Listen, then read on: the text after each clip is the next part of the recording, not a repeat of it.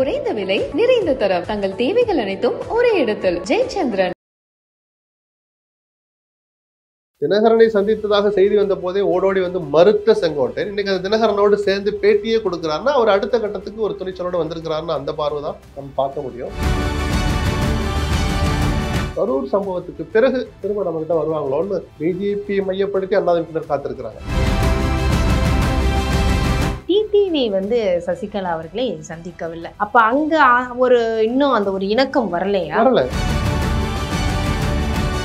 முந்திரி திராட்சை முழுசா இருக்கு. ஆச்சி பாயாசம் மிக்ஸ், ஒன்று வாங்கினால் ஒன்று இலவசம். அமித்ஷா இன்னைக்கு வரைக்கும் எடப்பாடி பேரை சொல்லவே இல்லை. அதை நீங்க மறக்கவே கூடாது. அவருடைய அதிகாரப்பூர்வ கடைசி கருத்து அதிமுக ஒருத்தர் முதலமைச்சர் ஆவாங்க. உங்களுக்கு இது வரைக்கும் சொல்லல, இப்ப நான் சொல்றேன், ஃபர்ஸ்ட் டைம் போட்டு உடைக்கிறேன். அண்ணாமலை வாயில இருந்து அந்த வார்த்தை ஒரு இடத்துல.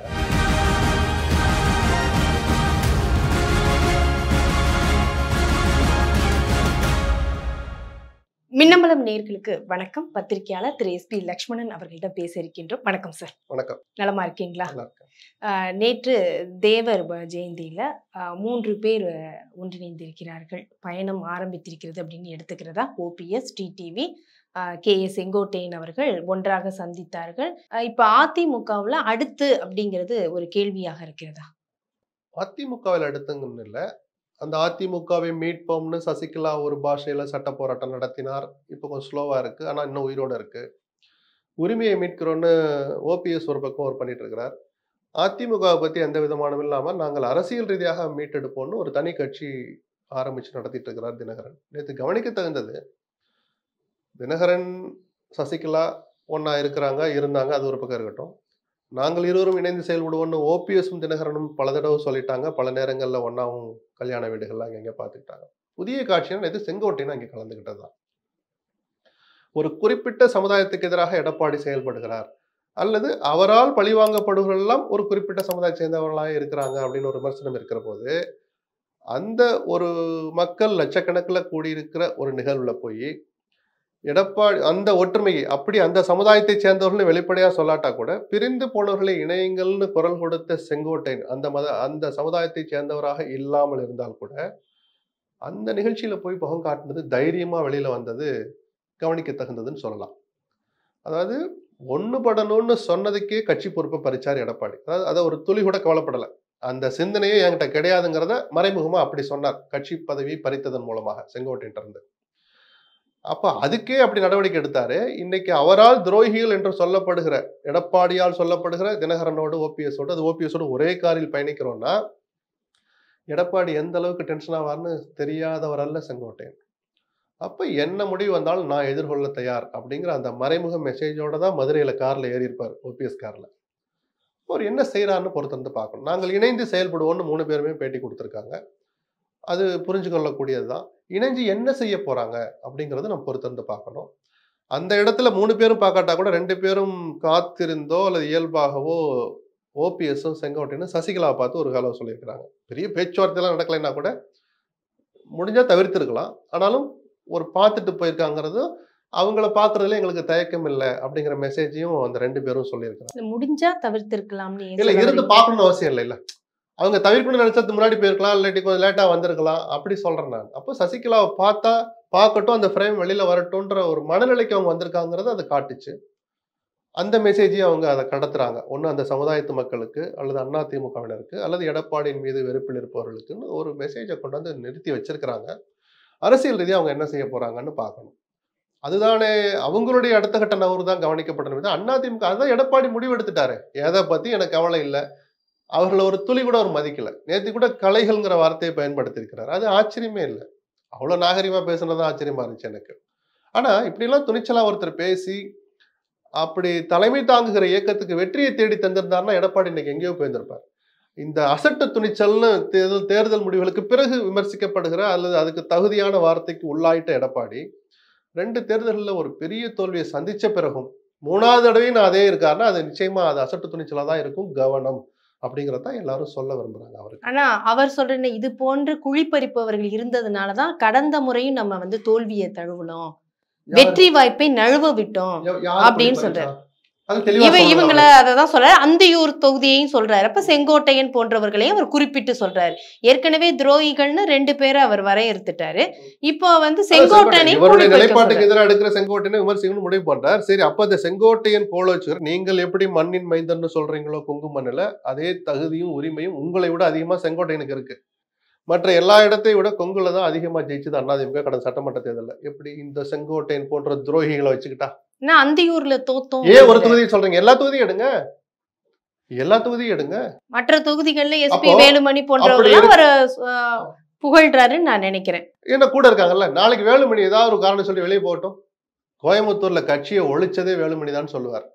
அது அரசியல். எடப்பாடி வேலுமணிங்கிற பேரெல்லாம் மறந்துருங்க. ஒருத்தர் ஒரு இயக்கத்தை விட்டு வெளியே போயிட்டா, தன் கருத்துக்கு மாறா ஒன்று சொல்லிட்டா, இப்படி வசைப்பாடுறது வழக்கமான ஒண்ணுதான். வார்த்தைக்கு வார்த்தையெல்லாம் நம்ம உள்ள போக வேண்டாம், மேலோட்டமா தான் பார்க்க முடியும்.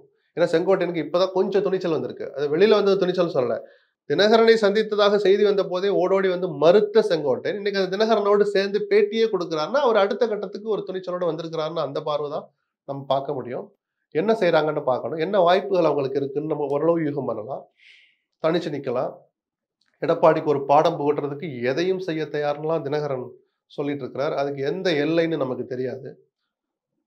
விஜய் மீது விமர்சனங்களை வச்சா கூட அந்த விஜய் கைது பண்ணக்கூடாதுன்னு சேர்த்து சொல்லி அரசியல் ரீதியான கருத்துக்களத்தோடு சொல்லிட்டு இருக்கிற போது பார்த்தா அந்த விஜய் ஒரு தனி அணி வைப்பார், அதுக்கு ஒரு இம்பாக்ட் இருக்கும்னு சொல்றதை பார்த்தா அந்த அணியில சேர்றதுக்கும் இவர்களுக்கு ஒரு வாய்ப்பு இருக்கு.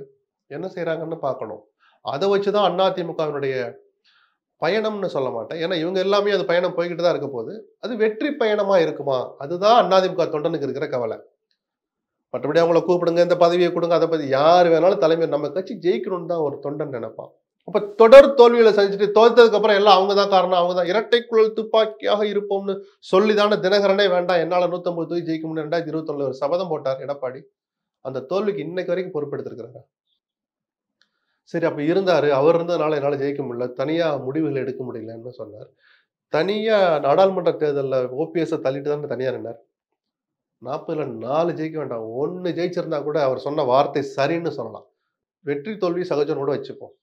தோக்காத கட்சி இல்லை, 40 தோத்த கட்சி தான் அதிமுக. ஜெயலலிதா இருந்த போது வாக்கு சதவீதம் சொல்லுங்க. அந்த 20க்குரிய சதவீதத்தில் நான் எடுத்துக்க மாட்டேன். அந்த 20ல் வாங்க வேண்டிய சதவீதத்தை நீங்க வாங்குனீங்களா? வாங்கலையே.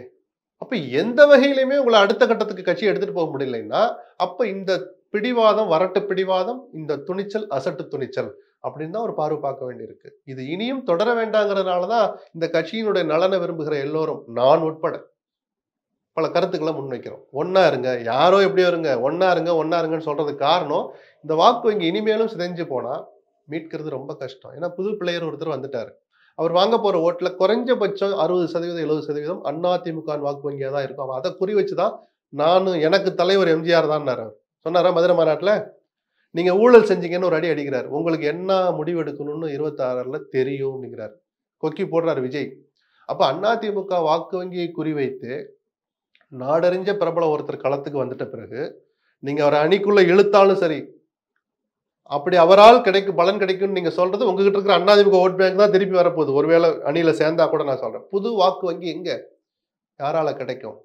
இதையெல்லாம் எதிர்காலத்தை மனசுல வச்சுதான் ஒரு தலைவன் முடிவெடுக்கணும்ன்றது எந்த தலைவனுக்கும் பொருந்தும், எடப்பாடிக்கும் பொருந்தும். தேவர் ஜெயந்தியில நீங்க சொன்ன விஷயத்துல காத்திருந்து ஓபிஎஸும் கேஎஸும் வந்து சசிகலாவை சந்திச்சு அந்த சமூக மக்களுக்கு ஒரு செய்தி சொன்னாங்க அப்படின்னு. டிடிவி வந்து சசிகலா அவர்களை சந்திக்கவில்லை. அப்ப அங்க ஒரு இன்னும் அந்த ஒரு இணக்கம் வரலையா? வரல.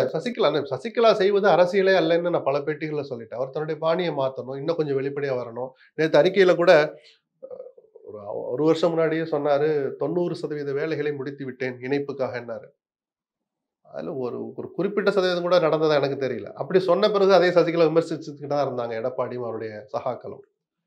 அதே போல கொஞ்சம் வெளிப்படையா வரணும்னு நம்ம சொல்றோம். என்ன செய்ய போறீங்கன்னு சொன்னாதான் உங்களை நம்பி இன்னைக்கு ஒரு பல லட்சம் பேர் இருக்கிறாங்க. நான் மறுக்கல, சசிகலா யாரோ இல்லை, அவளை டம்மி அப்படிலாம் நான் சொல்ல மாட்டேன். நம்ம செஞ்சுட்டு இருக்கிற அரசியல் பாணி தவறுன்னு போல அவர் புரிஞ்சுக்கணும். ஆனா இனிமேலும் அதை தள்ளி போட முடியாது. எல்லோரும் ஓரளவுக்கு சசிகலாவும் எங்கள் பக்கம் தான் இருக்கிறார், வருவார்னு தினகரன் அதே சந்திக்காத தினகரன் அந்த வார்த்தையை சொல்றாருன்னா அடுத்து என்ன நடக்குன்னு பார்ப்போம். கடைசி வரைக்கும் வரலைன்னா அதையும் தானே விமர்சிக்க போறோம். உங்களுக்குள்ளேயே ஒற்றுமை இல்லை, அப்புறம் என்னத்தை நீங்க வந்துட்டு இருக்கீங்க அப்படின்னு நான் கேட்க, நம்ம பேசலாம் விடுவோம், ஊர்ல எல்லாரும் கேட்பான். அதுக்கு பதில் சொல்ல வேண்டிய கடமை தினகரனுக்கும் இருக்கு, சசிகலாவுக்கும் இருக்கு. இன்னொன்னு கூட்டணி பத்தி நேத்து பேசும்போது இபிஎஸ் அவர்கள் சொன்னது, அதிமுக தாவேகாவுடன் பேச்சுவார்த்தை நடத்தல, அதே மாதிரி தாவேகாவும் அதிமுகவுடன் பேச்சுவார்த்தை நடத்தல அப்படின்னு அவர் அவர் சொன்னா நம்ம சொல்லியிருக்காரு. அதை மதிக்கணும். உண்மையாகவும் இருக்கலாம். அது நேத்தே அமித்ஷா சொன்ன ஒரு வார்த்தையை நம்ம கவனிக்கணும். விஜயோடு பேச்சு நடத்தல, விஜய் உங்கள் அணிக்கு வருகிறாரான்னு ஒரு கேள்விக்கு நேத்து ஒரு பதில் சொல்லியிருக்கிறார். என்டிஏவை பலப்படுத்துறதுல எல்லோரும் எல்லோருடனும் பேசுவோம், மேலும் நாங்கள் பலப்படுத்துவோங்கிறார். அப்ப அதை மறுக்கல அவர். அதிமுக பேச்சு நடத்தினால் ஒண்ணுதான், பிஜேபி பேச்சு நடத்த. இப்ப சிபிஐனுடைய வழக்கை கையில வச்சுக்கிட்டு பேச்சு நடத்துகிற அந்த லகான கையில வச்சிருக்கிறது பிஜேபி தான். ஒருவேளை அவங்க தனியா பண்றாங்களா, அது எடப்பாடிக்கு தெரியலையா, இல்ல தெரிஞ்சிருந்து எடப்பாடி மறைக்கிறாரா, இல்ல நிஜமாகவே ரெண்டு தரப்பும் பேச்சு நடத்தலையா, நமக்கு தெரியாது. ஏன்னா அமித்ஷா சொல்லும் போது பேச்சுவார்த்தை நடத்துறோம்னு சொல்லல, என்டிஏ கூட்டணியை விரிவுபடுத்த இருக்கிறோம், எதா இருந்தாலும் கூட்டணி கட்சிகளுடன் கலந்து பேசி ஆலோசிப்போம் பண்ணுவோம். எல்லோரும் எல்லோருடனும் பேசலாங்கிறத சொல்றாரு. விஜயை பத்தின கேள்விக்கு பதிலா இதை சொல்ற போது அதை மறுக்கலன்னு நான் எடுத்துக்குவேன்னு சொல்றேன். இப்போ அதிமுக அப்படின்னு பார்க்கும்போது அடுத்து அந்த என்ன மாதிரியான கூட்டணி வரும், பெரிய ஒரு பலமான கூட்டணி அமைப்போம் அப்படிங்கிறத அடுத்தடுத்து பேசிக்கிட்டே இருக்கிறாங்க. என்ன சாய்ஸஸ் இருக்கு, என்ன வாய்ப்புகள் அவங்க முன்னாடி இருக்கு? அதுதான் நான் 6 மாசமா சொல்றேன். அது 2ஆம் கட்ட தலைவர்கள் எடப்பாடி கிட்ட கேட்கணும்னு சொல்றேன். பலமான இணைப்பு நீ கவலைப்பட சொல்லி எது தலைவரே சொல்லுங்க. விஜயை பத்தி சொல்லிட்டு இருந்தீங்க, அவர் மதுரை மாநாட்டில் நமக்கு முற்றுப்புள்ளி வச்சுட்டார் அப்படின்ற போதுதான் கரூர் சம்பவத்துக்கு பிறகு திரும்ப நம்ம கிட்ட வருவாங்களோன்னு பிஜேபி மையப்படுத்தி அதிமுகவினர் காத்திருக்கிறாங்க. பிஜேபி எப்படியும் கொண்டு வந்துருவாங்க, ஒரு எதிர்பார்ப்பு தானே. ஒரு பெரிய கட்சி அல்லது வாக்கு வங்கி இருக்குன்னு நம்பப்படுகிற ஒரு கட்சி வர்றது எந்த கட்சி தொண்டனுக்கும் சந்தோஷத்தை தரும். அந்த எதிர்பார்ப்புல இப்ப இருக்கிறாங்க. வேற வாய்ப்பே இல்லையே. பாமக வந்தா பழைய பாமக வராது, 2ல 1 வரும். 2 பேரும் சேர்ந்து என்டிஏக்கு வந்தாலும் பழைய பாமகவுடைய பலம் இருக்குமான்னு எனக்கு சந்தேகம் இருக்கு. ஏன்னா அந்த அளவுக்கு 2 பேரும் வெளிப்படையா பொது வெளியில அடிச்சுக்கிறாங்க. தேமுதிக வந்தா ஏற்கனவே இருந்த கட்சி தான் அதிமுகவோட எம்பி எலெக்ஷன்ல. பாப்ப வேற கட்சிகள் வாக்கு வங்கி உள்ள வேற கட்சிகள் கிடையாது. திமுக அணி உடைந்து இப்சன் பட்ஸ் தான். அது யூகம் எல்லாம் ஒரு லெவலுக்கு மேல பேச வேண்டாம். சரி, அப்ப இபிஎஸ் உடைய நகர்வு இதுவா எடுத்துக்கிட்டோம் அப்படின்னா, மறுபடியும் நான் அந்த 3 பேரோட பாயிண்ட்டுக்கே வரேன். அவங்களுடைய அடுத்த நகர்வுன்னு பாக்குறப்ப டிடிவி சொல்ல இபிஎஸ் தான் எங்களுக்கு எதிரி, அதிமுக எதிரி இல்லை அப்படிங்கும் போது அமைதியா தான் நிக்கிறாரு செங்கோட்டையன். ஆமா, அப்போ இந்த பக்கம் ஓபிஎஸும் வந்து அந்த பாயிண்ட்ல தான் அவரும் அமைதியா தான் நிக்கிறாரு. அப்ப இவர்களுடைய நகர்வு அப்படிங்கிறது 3 பேரும் பாஜகவுடன் மறுபடியும் என்டிஏ கூட்டணிக்கு ஏதாவது போக வாய்ப்புகள் இருக்கா? இபிஎஸ்ஏ மாற்றப்படுவாரா விரைவில் அப்படிங்கறதெல்லாம் நிறைய யூகங்கள் வருது. தினகரனை பொறுத்த வரைக்கும் அவர் வந்தாதான் என்டிஏக்கு வெற்றி கிடைக்கும் அப்படிலாம் நானும் சொல்ல விரும்பல. அதை யாரும் ஏத்துக்கவும் மாட்டாங்க. ஆனா என்டிஏ கொஞ்சம் பலப்படுங்கிறத யாரும் மறுக்க முடியாது. நான் வரணும்னா எடப்பாடியை மாத்துங்கன்னு அவர் சொல்றாருன்னா அது நடக்காம அவர் உள்ள போக மாட்டார்னு அர்த்தம். நம்பர் 1. அப்போ ஒரு தினகரனுக்காக எடப்பாடியை அவங்க பழி கொடுப்பாங்களா அப்படின்னா நம்ம காத்திருந்து பார்க்கணும். ஏன்னா அமித்ஷா இன்னைக்கு வரைக்கும் எடப்பாடி பேரை சொல்லவே இல்லை. அதை நீங்க மறக்கவே கூடாது. அவருடைய அதிகாரப்பூர்வ கடைசி கருத்து அதிமுக ஒருத்தர் முதலமைச்சராக வந்தார். அவர் நினைச்ச ஒரு ட்வீட் போட முடியும். 150 தொகுதிகளை பிரச்சாரத்தில் முடித்து விட்ட சகோதரர் எடப்பாடி இன்னும் 3 மாதங்களில், இன்னும் 6 மாதங்களில் ஒரு தேதியை சொல்லி முதலமைச்சராக இருப்பார். ஏன் போடுறதுக்கு என்ன உங்களுக்கு ஒரு வாழ்த்து சொன்ன மாதிரி ஆயிடும்ல. தொடக்க விழாவையும் போடல, மேட்டுப்பாளையத்துல பிரச்சாரத்தை தொடங்குற போதும் அந்த ட்வீட்டை போடல, போன்ல ஒரு வாழ்த்து சொல்லல, ஒரு அறிக்கை விடல.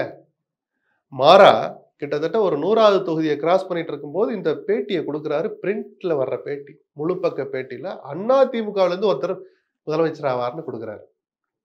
அதை மறந்துடக்கூடாதுன்னு நான் சொல்றேன். ஆனா அதற்கு பிறகுதான் நெல்லையில அவங்களுடைய மாநாடு ஒண்ணு நடந்தது, ஒரு கூட்டம்.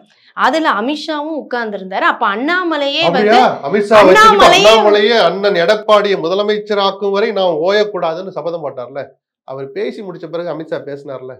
ஏன் பேசுறதுக்கு என்ன, ஏன் அது அமைதியா இருந்தாரு? இப்ப ஏன் நீங்க இல்ல அதிமுகவுல இருந்து அப்படி சொல்லிருக்கலாம்ல, நீங்க ஏன் ஒரே பக்கமே கூட்டணி அமைச்சவர் அமித்ஷா தான். அந்த பேச்செல்லாம் பேசுகிற அண்ணாமலை உட்பட, தமிழிசை உட்பட, நயினா நாகேந்திரன் உட்பட எங்களுடைய முதலமைச்சர் வேட்பாளர் எடப்பாடி தான். அண்ணாமலை சொல்லிட்டாரு, நயினா நாகேந்திரன் சொல்லிட்டாரு. கடைசி அடையில ஒன்று சொல்லுவாங்க, ஒரு டிஸ்கிளைமர் மாதிரி, எல்லா முடிவுகளையும் அமித்ஷா தான் எடுப்பார் அப்படிம்பாங்க. நான் என்ன கேட்கிறேன், நீங்கள் குறிப்பிட்ட அந்த மேடை இருக்குல்ல, அண்ணாமலை பேசிய மேடை, அவர் பேசி முடிச்ச பிறகு பேசிய அமித்ஷா ஒரு வாழ்த்து சொல்லாமே. சகோதரர் அண்ணாமலைஜி சொன்ன மாதிரி எடப்பாடியை முதலமைச்சராக்கிறதுக்கு உழைப்போம், நாமளும் அந்த அரசுல பங்கு பெறுவோம், அவர் ஆசையை சேர்த்து சொல்லட்டுமே, ஏன் சொல்லலைன்றதான் என் கேள்வி. என்டிஏனுடைய முதலமைச்சர் வேட்பாளர் எடப்பாடி தான். ஏன்னா அமித்ஷா இன்னும் மறுக்கலைங்கிறதையும் சேர்த்ததுனால நான் சொல்றேன். சரி, அப்படியே அவருக்கு அந்த எண்ணம் இல்லைன்னா இங்க எல்லாம் அண்ணாமலையோ நயினாரையோ நீங்க சிஎம் வேட்பாளரை பத்தி எதுவும் பேசாதீங்க, கூட்டணியை மட்டும் பத்தி பேசி நீங்க வந்து பிரச்சாரம் பண்ணுங்கன்னு ஒரு சிக்னல் கொடுத்திருக்கலாம், இல்ல சொல்லிருக்கலாம்ல. ஆனா அதை ஏன் அலோ பண்றாங்க அப்படிங்கிறது சொல்றீங்க. நான் எனக்கு கிடைச்ச தகவலை சொல்றேன், ஒருபடி அதிகமா சொல்றேன். அண்ணாமலை அப்படி பேச சொன்னதே அமித்ஷா தான். எடப்பாடியை முதலமைச்சராக பேசுங்கன்னு சொன்னது அமித்ஷா தான். எனக்கு ஒரு தகவல் இருக்கு, அதை நம்ம உங்களுக்கு இது வரைக்கும் சொல்லலை, இப்ப நான் சொல்றேன், ஃபர்ஸ்ட் டைம் போட்டு உடைக்கிறேன். அண்ணாமலை வாயில இருந்து வந்த வார்த்தை ஒரு இடத்துல அமித்ஷா சொல்லிதான் நான் பேசினேங்கிறாரு. அண்ணாமலை ஜி கிட்ட சொல்ற அமித்ஷா தான் ஏன் வாயை திறந்து பேசல? அதையும் கவனிக்கணும்ல நம்ம. அமித்ஷாவுடைய மௌனம் இதோட விளைவு என்னவா இருக்கும் நீங்க தெரியல, என்னால யூகம் பண்ண முடியல. தேவையில்லாம அதிமுக பீதியை கிளப்ப நான் தயாரா இல்ல. ஒண்ணு, இவர்கள் 3 பேரை இழந்துடக்கூடாது. ஒரு பலமான அதிமுக என்டிஏவுக்கு தேவைன்னு ஒரு பார்வை பார்த்து அவர்களை சேர்க்கறதுக்காக சில அரேஞ்ச்மெண்ட் பண்றாங்களா நமக்கு தெரியாது. கடந்த 5 ஆண்டு கால, குறிப்பா கடந்த 3 ஆண்டு கால பல்வேறு மாநிலங்களில் பிஜேபி செய்த சாகசங்களை நினைச்சு பார்த்தா அமித்ஷா எதையும் செய்வார், பிஜேபி எதையும் செய்யும் தான் எனக்கு தோணுது. என்னான்னு நமக்கு தெரியாது. ஏன்னா இன்னும் சீட் ஷேரிங் இருக்கு, மிகப்பெரிய ஒரு இது. அவங்க ஒரு நம்பரை சொல்லுவாங்க, என்ன நடக்குன்னு பொறுத்திருந்து பார்ப்போம். நம்ம இப்பவே போய் பீதியை கிளப்பக்கூடாது, அப்படி சொல்ல நான் தயாரா இல்லை. நிறைவாக அப்ப இவர்களுடைய இணைப்பு எந்தவித பாதிப்பை ஏற்படுத்தும் அதிமுகவுக்குன்னு இருக்கா? அதுல இன்னமும் கூட பல இப்ஸ் அண்ட் பட்ஸ் இருக்கு. இவங்க என்ன பண்ண போறாங்க, இவர்கள் போட்டியிடுகிற இடத்துல என்ன மாதிரி போட்டிடுறாங்க, எதிரணியில யார் நிக்கிறா, எந்த தொகுதியில, இப்படின்னு பல கேள்விகள் இருக்கு. ஏன்னா இவங்களுடைய வாக்கு வங்கி அப்படிங்கிறது என்ன, சவுத்லையும் டெல்டாலையும் டிடிவிக்கும் ஓபிஎஸ்க்கும் பலம் இருக்குன்னு தெரியும். செங்கோட்டையனுக்கு குறிப்பிடத்தகுந்த செல்வாக்கு அந்த சமூகத்து மக்கள் மத்தியில இருக்குங்கிறத பண்ணலாம், நம்ம யூகம் பண்ணலாம். எப்படி நிரூபிக்கிறதுன்னு நமக்கு தேர்தல் வந்தாதான் தெரியும். அப்போ ஓரளவுக்கு செல்வாக்கு மிக்கவர்கள் அந்த சமூகத்து மக்கள் மத்தியில தாக்கத்தை ஏற்படுத்துவர்கள்ன்ற அடையாளத்தோடு இருக்கிறவங்க என்ன செய்ய போறாங்க, அவர்கள் செய்யற இடத்துல மற்றவங்க எப்படி களமாட போறாங்கிறதெல்லாம் பார்த்துதான் நம்ம சொல்லணும். சும்மா போற போக்குல அதிமுகவை வீழ்த்திடுவாங்க, திமுகவை ஜெயிக்க வச்சிருவாங்க அப்படிலாம் சும்மா சொல்லக்கூடாது. எவ்வளவோ விஷயங்கள் இன்னும் நடக்க வேண்டியிருக்கு. முதல்ல திமுக அணி நல்லா இருக்கா, அதே உருவத்தில் இருக்கான்னு பார்க்கணும். காங்கிரஸ் எப்படியா உருவணும்னு ஒரு வேலை நடந்துகிட்டு இருக்கு, பார்ப்போம். அதனால நம்மளே போய் முடிவுக்கு வர வேண்டாம். அதே சமயம் அந்த முக்குலத்தோர் சமூக வாக்குகள் இத வந்து டிடிவி ஓபிஎஸ் இவங்கனால குறையுது அப்படிங்கிறத ஓவர் கம் பண்ற மாதிரி தான் அந்த பாரத ரத்னாவுக்கு வந்து கொடுக்கணும், தேவருக்குன்னு இவர் கேட்கிறதோ அந்த மாதிரியா இதை காம்பன்சேட் பண்ணணும்னு நினைக்கிறாரு. விமான நிலையத்துக்கு தேவர் பேர் வைக்கணும்லாம் அவர் வச்ச கோரிக்கைகள் வைக்கிறதோட அது வாக்குகள் அப்படி மாறிடணும்னு பார்க்கல. ஒரு கோரிக்கைக்காக தங்கள் முடிவை மாத்தி எந்த சமூகமும் இப்படி செய்ய மாட்டாங்க. அவங்களுக்குள்ள ஒரு காயம் இருக்கு, நம்ம சமூகத்தை சேர்ந்தவர்கள் இப்படி ஒரு பண்ணிட்டாருன்ற ஒரு உணர்வு இருக்கு. அது எம்பி எலெக்ஷன்ல ரெஃப்ளெக்ட் ஆனதுனால நம்ம சொல்றோம். டெபாசிட் போன 7 தொகுதியில் 4 தொகுதிகள் அவர்கள் செல்வாக்கு மிக்க அல்லது அந்த சமூகத்து மக்கள் அதிகமா வசிக்கிற பகுதிங்கிறதுனால இதை நம்ம ஓரளவுக்கு ஆதாரமா சொல்ல முடியும். சும்மா போற போக்குல அவங்க எல்லாம் அவங்களுக்கு எதிரி அப்படிலாம் சொல்லல. டெபாசிட் போற அளவுக்கு எடப்பாடி தலைமையிலான அதிமுகவுக்கு பாடம் புகட்ட தயாராகிவிட்ட முக்குளத்தோர் அப்படின்னு பார்க்கணும் நம்ம அதை. சரிதானா? அவங்க இத்தனைக்கும் அதிமுக வாக்கு வங்கியில பேஸே அவங்க தான். ஒரு காலம் ஜெயலலிதா இருக்கிற வரைக்கும் அந்த மக்கள் டெபாசிட் போனாலும் பரவாயில்ல, அந்த அளவுக்கு தோக்கடிக்கணும்ன்ற ஒரு உணர்வுக்கு ஆட்பட்டாங்கிறது எம்பி எலெக்ஷன் நமக்கு ஆதாரத்தை காட்டினதுனால எடப்பாடி கொஞ்சம் உஷாராகணும்னு தான் இந்த எலெக்ஷனுக்கு பின்னாடி இருந்து சொல்றோம். நம்ம சொல்லல, அந்த 6 முன்னாள் அமைச்சர்கள் போய் சந்திச்சு சொன்னதே அதுல இருந்து தான் ஆரம்பிச்சாங்க. அண்ணே கட்சி போய்கிட்டு இருக்குன்னு பலவீனமா அப்படின்றது அவங்க சொன்ன முதல் வார்த்தை. சசிகலா அவர்கள் இபிஎஸ் அவர்கள் இவங்க 2 பேரும் கூட சமாதானத்துக்கு போக வாய்ப்பு இருக்குன்னு ஒரு செய்திகள் உலா வருது. ஒரு கட்சியில ஒரு முக்கிய பொறுப்பு கொடுத்து சசிகலா அவர்களை மட்டும் இபிஎஸ் ஏற்றுக்கொள்ள வாய்ப்பு இருக்கு, அப்போ முக்குளத்தோர் வாக்குகளும் வந்துடும்.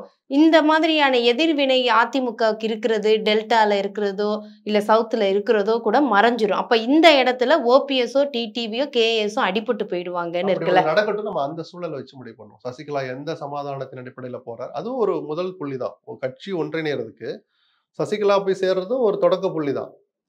இப்ப அவங்களுக்கு என்ன வேணாலும் பண்ணிக்கப்பா, என்னை சேர்த்து எனக்கு ஒரு பதவி கொடுத்துருப்பான்னு சசிகலா கேட்பாருன்னு எனக்கு தோணலை. அப்படி ஏத்துக்கிட்டு போனா அதை அந்த சமூகத்து மக்கள் அப்ப எப்படி பாக்குறாங்க நம்ம அப்பதான் பார்க்கணும். இப்பவே நம்ம எல்லாத்துக்கும் பதில் சொல்ல முடியாது. சரி, கண்டிப்பாக பொறுத்திருந்து பார்க்கலாம் அடுத்த கட்ட நகர்வுகள் எப்படி இருக்க போகிறது என்பதை. நன்றி உங்களுடைய தகவல். நன்றி. இதுவரை பத்திரிகையாளர் திரு SP லட்சுமணன் அவர்களிடம் பேசினோம். நன்றி, வணக்கம். குறைந்த விலை நிறைந்த தரம், தங்கள் தேவைகள் அனைத்தும் ஒரே இடத்தில். ஜெயச்சந்திரன். முந்திரி திராட்சை முழுசா இருக்கு. ஆச்சி பாயாசம் மிக்ஸ், 1 வாங்கினால் 1 இலவசம். மின்னம்பலம்.com தமிழின் முதல் மொபைல் பத்திரிகை.